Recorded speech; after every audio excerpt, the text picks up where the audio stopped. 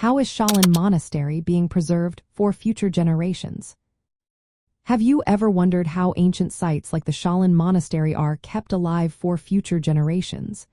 This remarkable place, located in Henan Province, China, has a rich history that spans over 1,500 years. Preserving it involves a careful mix of restoration, legal protection, documentation, and ongoing research. Let's break down how this is done. First, let's talk about physical restoration.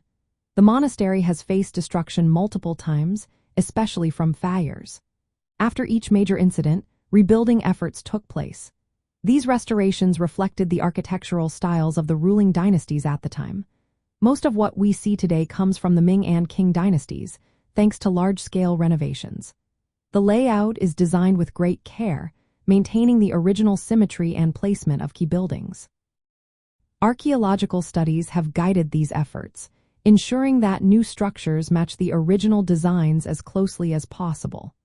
Traditional materials like timber and stone are used, with red-painted exteriors and green accents, in line with historical evidence.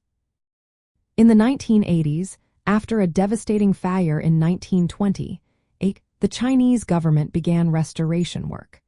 This was not just about rebuilding for religious purposes but also about reclaiming the historical and social value of the site. Next, we have documentation and legal protection. The importance of the Shaolin Monastery is recognized globally. In 2010, it was designated a UNESCO World Heritage Site as part of the Historic Monuments of Dongfeng. This designation brings international attention and legal frameworks that help protect the site from development or damage.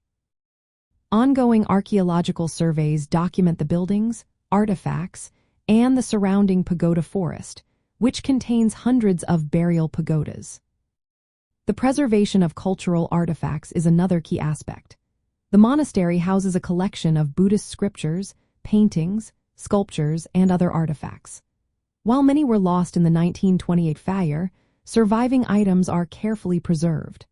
Archaeological practices help catalog, conserve, and restore these objects, ensuring they remain accessible for study and public education. While not strictly archaeological, the living tradition of Shaolin martial arts is part of the site's heritage.